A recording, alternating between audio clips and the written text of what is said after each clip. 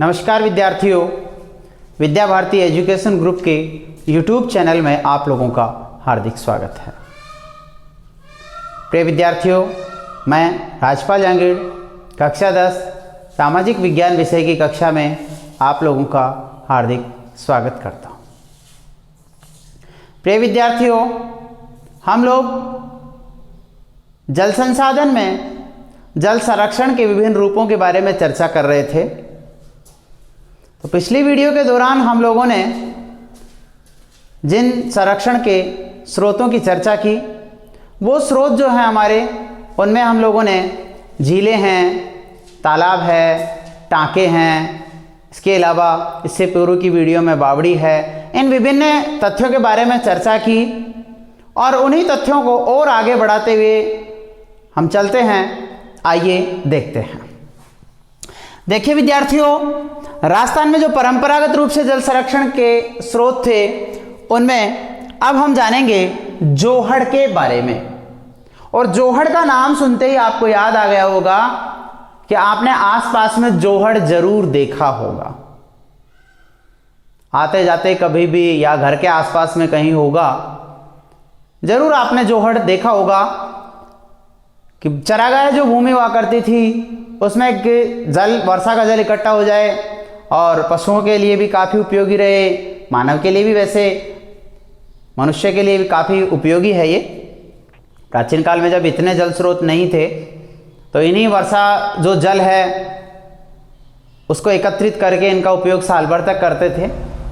तो ये जो जोहड़ है वो उसी तरीके का है जिस तरीके से तालाब था, चारों तरफ से वर्षा का जल आता है, इकट्ठा होता है, भरा रहता है। हालांकि काफ़ी ऊपर से ऊपरी जो हिस्सा होता है वो काफ़ी खुला रहता है इसका, और ढका नहीं जाता है इसको। साथ ही साथ काफ़ी चौड़ाई भी होती है, अधिकतर ये गोलाकार बने होते हैं। और इनका उपयोग साल भर तक जो भी पशु होते हैं या मानव होते हैं, उनका पेयजल के लिए उपयोग किया करते थे। आजकल तो खैर तकनीकी गतिविधियाँ आ गई, अब तो घरों में जो आरओ वगैरह लगा होता है उसी का पानी पीते हैं अधिकतर, क्योंकि पानी की विशुद्धता है, उसमें भी कुछ कमी आने लगी है। लेकिन उस समय इन्हीं स्रोतों से पेयजल उपयोग कर लेते थे। देखिए जोहड़ किस तरीके का होता है, सामान्यतः टाँके के समान होता है। हालांकि टाँके के समान नहीं कह सकते, वैसे टाँका तो हमने एक टंकी की तरह बनाया था, लेकिन यह है कि टाँके के समान वर्षा का जल एकत्रित इसमें किया जाता है। टाँके को तो हम उस तरीके से बजरी राख के लेप से तैयार करते हैं। बाकी ये जो जोहड़ होता है, इसमें किसी प्रकार का कोई लेप नहीं होता है। ये ढालू भूमि होती है और वहाँ गहरा गड्ढा होता है और चारों तरफ से वर्षा का जल आके उसमें इकट्ठा हो जाता है। इसका जो ऊपरी भाग होता है वो काफ़ी बड़ा होता है, खुलाई भी होता है और गोलाकार होता है। काफी बड़ा, खुला और गोलाकार होता है। साथ ही यह है कि ये जो जोहड़ हैं वो अधिकतर बने कहाँ होते हैं, तो ये अधिकतर हमारे राजस्थान का जो शेखावाटी इलाका, जिसमें सीकर है, चूरू है, झुंझुनू है, इस इलाके में और हरियाणा में, यहां पर आपको अधिकतर जोहड़ देखने को मिलेंगे। तभी मैंने आप लोगों को बताया कि आपने आसपास में या 10-20 किलोमीटर के दायरे में जब भी आप कभी किसी यात्रा पर गए होंगे तो आपने जोहड़ जरूर देख लिया होगा। तो राजस्थान के शेखावाटी इलाके में और हरियाणा में, इन दोनों ही जगह जो है आपको जोहड़ देखने को मिलेंगे। इसमें होता क्या है, बहते हुए वर्षा का जो जल आता है उसको हम उसमें संग्रहित करते हैं या उसमें इकट्ठा हो जाता है, जो कि पशुओं और मानव, इन दोनों के लिए मुख्य पेयजल स्रोत है। यानी कि अगर आज की बात नहीं कर रहे हैं हम लोग, परंपरागत जल स्रोतों की चर्चा कर रहे हैं, तो उस समय मानव और पशु दोनों के लिए यह पेयजल का मुख्य स्रोत रहा है। ठीक है, तो ये रही विद्यार्थियों आप लोगों के सामने जोहड़ की चर्चा। और अब हम आगे चलेंगे और अगला बिंदु होगा अपना बेरी या छोटी कुई। और काफ़ी महत्वपूर्ण भी है, पहले इसके बारे में जानते हैं और फिर इस में से परीक्षा में किस प्रकार प्रश्न पूछा गया उसकी चर्चा करते हैं। बेरी या जो छोटी कुई होती है वो पश्चिमी राजस्थान में बनी हुई आपको देखने को मिलेगी, क्योंकि पश्चिमी राजस्थान में वर्षा जल की कमी रहती है और वैसे भी जल संकट रहता है। तो ये लोग क्या करते हैं, आपने खडीन के बारे में पढ़ा है, तो उसमें खडीन के बारे में आप लोग पढ़ेंगे। इससे पहले आप लोगों ने जो है टांकों के बारे में पढ़ा, जोड़ के बारे में, तालाब के बारे में। तो इसी तरीके से जो तालाब है और जो अब खडीन आएगा तो उसी की जो आगोर भूमि है, यानी कि वर्षा का जल जहाँ से बहकर आता है, जैसे मान लीजिए कि तालाब में पानी भरा है, या जो खडीन भी इसी तरीके का एक स्रोत है, उसमें पानी भरा है। अब धीरे धीरे क्या होता है कि वर्षा का जल सूखने लगता है, जो इकट्ठा जल होता है वो सूखने लगता है। तो किया क्या जाता है इसमें, उस जल स्रोत के निकट किनारे पर, या तो जिस भाग से जल बहकर आ रहा है उस किनारे की तरफ, या फिर उसके नज़दीकी किनारे पर करते क्या है, एक गड्ढा खोदते हैं। गड्ढा लगभग होता है 5 से 6 मीटर गहरा, 5-6 मीटर गहरा होता है। उसकी चौड़ाई लगभग 2-3 फीट होती है। उसका व्यास की अगर बात करें तो गोलाई में खोदते हैं वो लोग। तो उस 5-6 मीटर गहरे गड्ढे में जो किनारे पर खोदते हैं, फिर उसके अंदर पत्थर लगा देते हैं उस मिट्टी के अंदर। फिर धीरे धीरे क्या होता है कि जैसे जैसे बाहर का वर्षा का जल सूख जाता है, तो उस तालाब के किनारे या उस खडीन के किनारे जो गड्ढा खोदा जाता है और उसमें पत्थर बांधे जाते हैं, उन पत्थरों के बीच से, ताकि मिट्टी तो आएगी नहीं, उन पत्थरों के बीच से पानी का रिसाव होना शुरू होता है। और रिसाव शुरू होकर धीरे धीरे धीरे धीरे धीरे वो गड्ढा पानी से भरने लगता है, और भरने लगता है तो फिर उसमें से पानी निकाल के गर्मियों में इसका उपयोग किया जाता है। तो गर्मियों में वर्षा जल सूखने के बाद में पश्चिमी राजस्थान में ये काफ़ी महत्वपूर्ण स्रोत है। तो पहले इसके बारे में विस्तार चर्चा करते हैं। देखिए विद्यार्थियों, ये है पश्चिमी राजस्थान में आपको छोटी कुई या बेरी देखने को मिलेगी। इसको बेरी भी कहते हैं या फिर छोटी कुई भी कहते हैं। साथ ही तालाब व खडीन की आगोर भूमि में, आगोर भूमि आपको बताया था कि जहां से वर्षा का जल बह के आके उसमें गिर रहा है, तो वो जो भूमि, उस भूमि में 5 से 6 मीटर गहरा गड्ढा खोदा जाता है। 5-6 मीटर गहराई वाला गड्ढा खोदा जाता है, जो कि 2 से 3 फीट व्यास वाला होता है। खोदकर ये कुई बनाई जाती है और इसकी दीवारों को पत्थरों से बांधा जाता है। इसकी जो दीवारें हैं, इन दीवारों को पत्थरों से बांध देते हैं, जिससे कि जल का रिसाव होकर उसके अंदर आता रहता है। और यह मुख्य रूप से ग्रीष्म ऋतु में वर्षा जल सूखने के बाद में काफी उपयोगी होती हैं।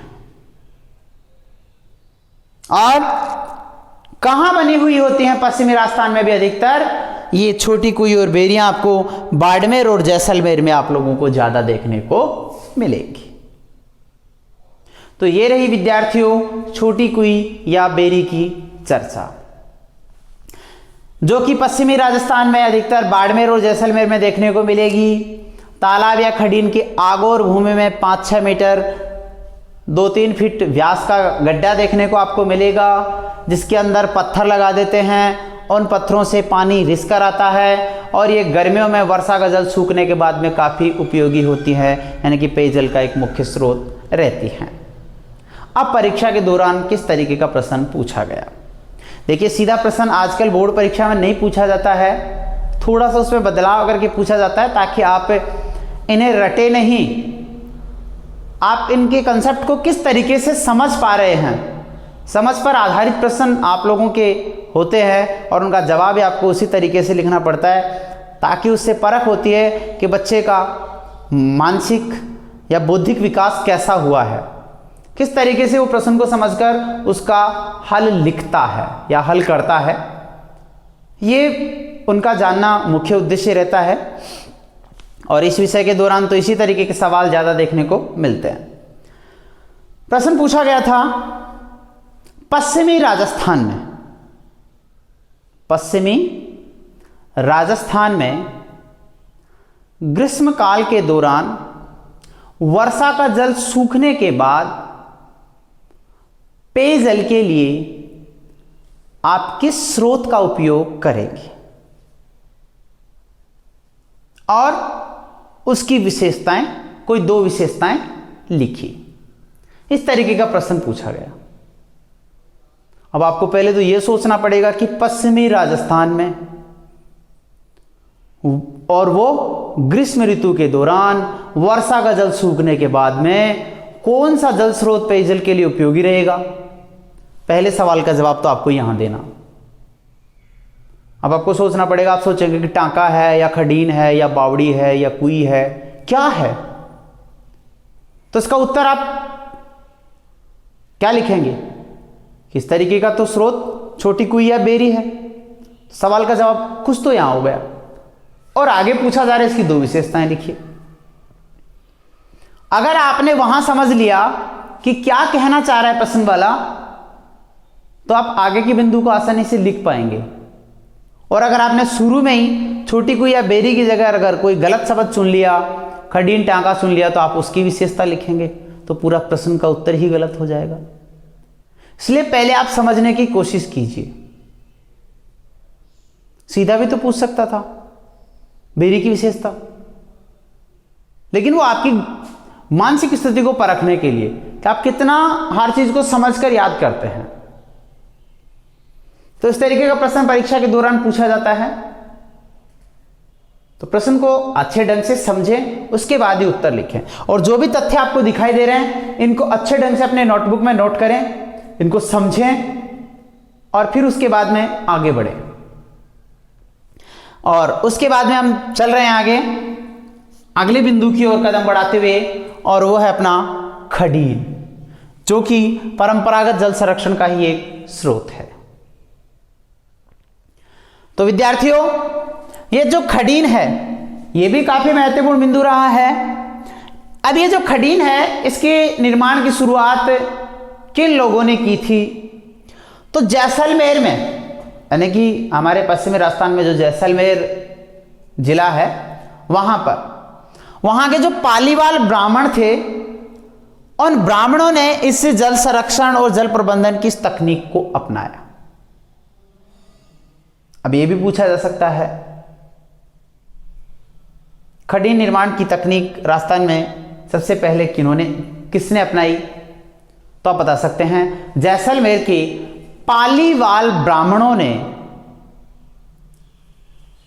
इस जल प्रबंधन और संरक्षण तकनीक को अपनाया। क्या थी ये तकनीक, क्या था ये संरक्षण का तरीका? इसके अंतर्गत क्या होता है, जो पहाड़ी भाग होते हैं, उन पहाड़ी भागों का जो ढालू भाग होता है, उन ढालू भागों से पानी बहकर आता है। अब उस बहते हुए पानी को रोकने के लिए कच्ची या पक्की मेड़ या दीवार बना देते हैं। अब दीवार बनाने के बाद में जो भी ढालू भाग से जल बहकर आ रहा है, वो उस दीवार से टकराकर वहां रुक जाएगा।